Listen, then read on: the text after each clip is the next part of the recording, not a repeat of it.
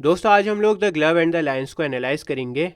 ये video line by line explanation नहीं होगी, मैं ऑलरेडी आपको समझा चुका हूँ लाइन बाय लाइन। आज हम लोग पोएटिक डिवाइसेस को देखेंगे और थीम्स को देखेंगे। तो चलिए शुरू करते हैं। सबसे पहले हम लोग थीम्स को देखते हैं। पहली थीम है आपकी लव वर्सेस वैनिटी।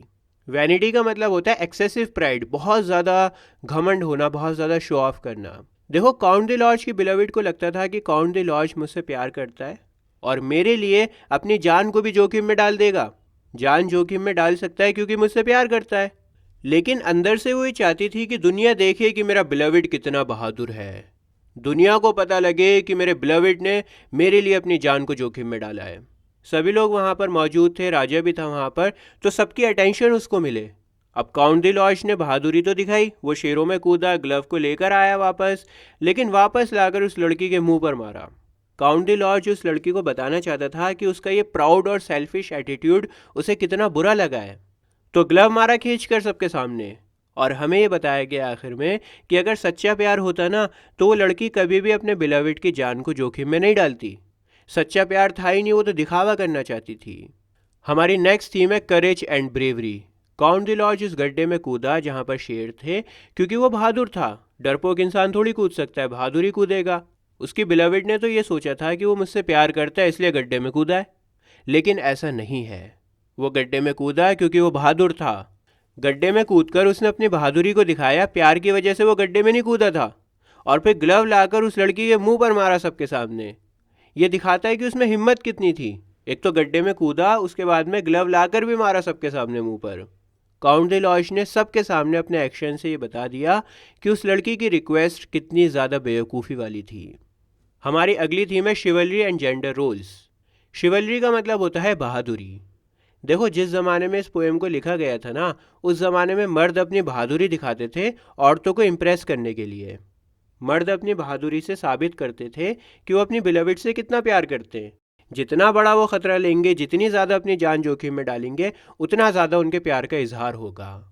माना जाता था कि जितना बड़ा ख़तरा उतना ज़्यादा प्यार।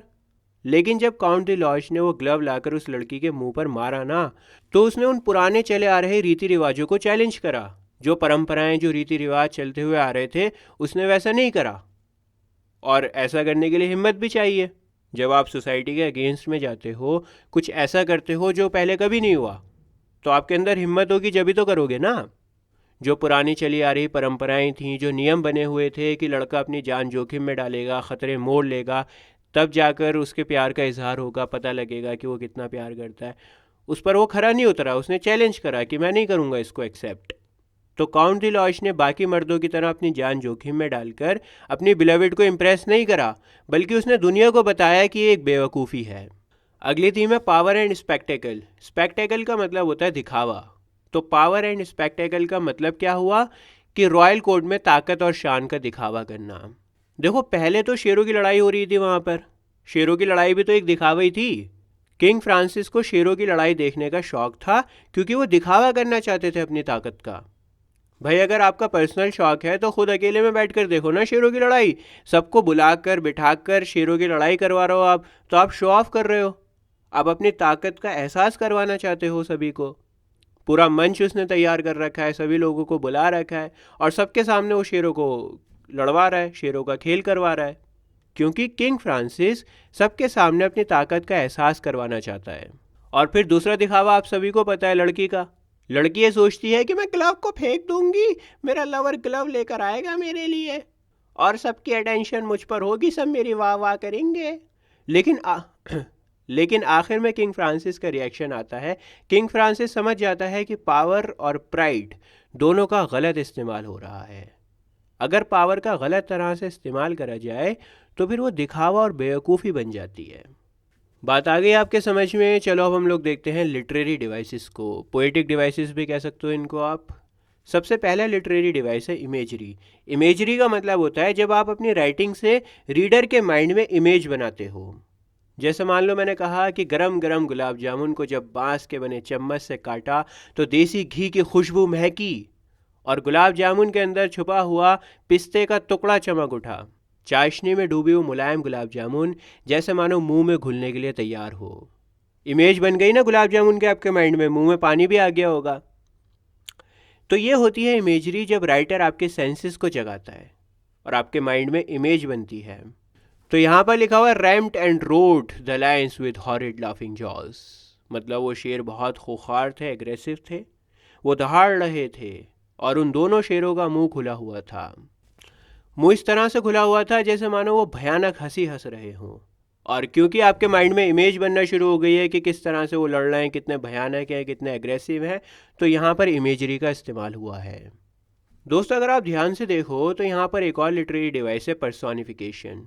पर्सोनिफिकेशन मैंने आपको बताया भी था कि जब नॉन ह्यूमन को ह्यूमन कैरेक्टरिस्टिक्स दे दी जाए।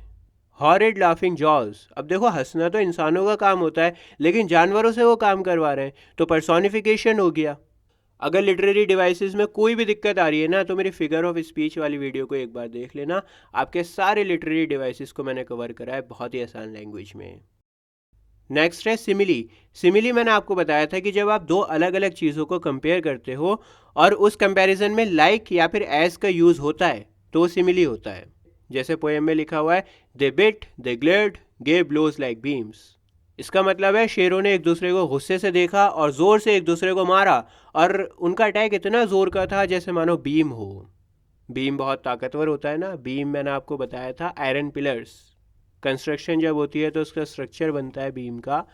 तो बीम्स यहाँ पर दिखा रहे हैं ताकत को, मजबूती को, ठीक है। तो बीम्स यहाँ पर शेरों की ताकत बता रहा है और बीम्स से कंपेयर हुआ है, लाइक का यूज़ हुआ है तो सिमिली हो गया।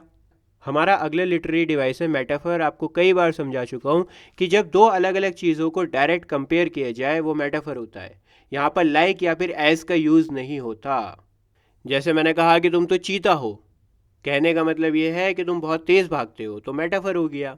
रमेश गधा है मतलब रमेश बेवकूफ़ है, तो मेटाफर हो गया। बिल्कुल ऐसे ही यहाँ पे लिखा हुआ है a wind went with your pause. इसका मतलब ये है कि उन शेरों की स्पीड इतनी ज़्यादा थी, ऐसा लगता था कि हवा उनके साथ दौड़ रही है। जब वो पंजे चलाते थे तो इतनी जल्दी चला रहे थे पंजे को, ऐसा लग रहा था कि हवा चल रही है पंजे के साथ में। तो यहाँ पर कंपैरिजन किसका हुआ है? शेर के पंजों की तेज़ी को हवा से कंपेयर किया गया है। और क्योंकि लाइक या एज नहीं आया तो मेटाफर हो गया। अगला लिटरेरी डिवाइस है आयरनी, बहुत इंपॉर्टेंट है। देखो आयरनी वो होती है जब आप सोचो तो कुछ और हो कुछ और जाए रियलिटी में। आपने एक्सपेक्ट कुछ करा लेकिन हो कुछ और गया। जैसे यहाँ पर उस लेडी ने ये सोचा था कि मेरा बिलविड जाएगा, ग्लव लेकर आएगा, जान जोखिम में डालेगा और मुझे ला कर देगा, सबकी वाह वाह मुझे मिलेगी, सबकी अटेंशन मुझे मिलेगी, मेरा बिलविड अपने प्यार का इजहार करेगा ग्लव लाकर। लेकिन जैसा सोचा वैसा नहीं हुआ, वो ग्लव लेकर आता है और मुंह पर मारता है लाके उसके। तो आयरनी हो गई, जैसा सोचा जैसा एक्सपेक्ट किया वैसा नहीं हुआ। अगली लिटरेरी टर्म है एलिट्रेशन। एलिट्रेशन का मतलब होता है स्टार्टिंग में जो कॉन्सोनेंट साउंड होता है ना वो रिपीट होता है। जैसे रैम्ड एंड रोट, यहाँ पर आर लेटर रिपीट हुआ है और आर कॉन्सोनेंट होता है, स्टार्टिंग में आ रहा है, आर आर की साउंड रिपीट हुई है तो एलिट्रेशन हो गया।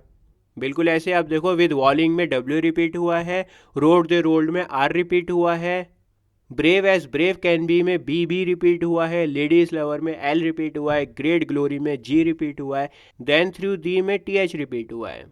दोस्तों इस पोएम की राइम स्कीम है ए बी। और हमारा अगला लिटरेरी टर्म है सिंबलिज्म।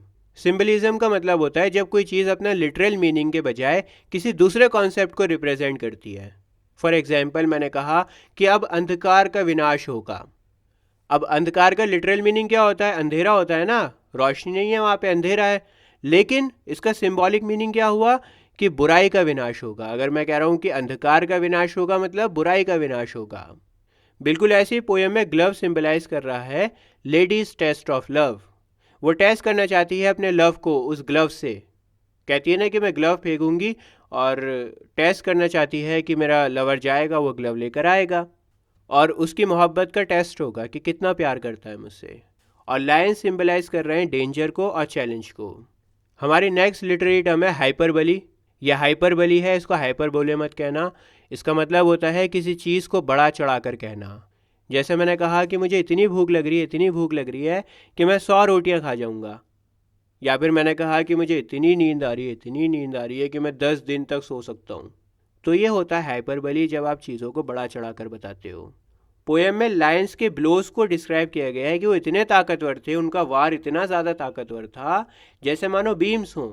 बहुत बड़ा चढ़ा दिया ना यहाँ पर। मैं आपको बीम्स का मतलब समझा ही चुका हूँ, जो कंस्ट्रक्शन में यूज़ होता है, बहुत ताकतवर होता है, बहुत पावरफुल होता है। तो उनका वार इतना पावरफुल था जैसे मानो बीम का वार हो। बड़ा चढ़ा दिया, हाइपरबोली हो गया। और आई होप आपके समझ में आया होगा। अभी आपकी स्क्रीन के ऊपर जो प्लेलिस्ट आ रही है इसके ऊपर आप क्लिक करो, आपको ICSE इंग्लिश क्लास 10th के सारे चैप्टर्स मिल जाएंगे बहुत ही आसान लैंग्वेज में। मिलता हूँ आपसे किसी और वीडियो में। जय हिंद।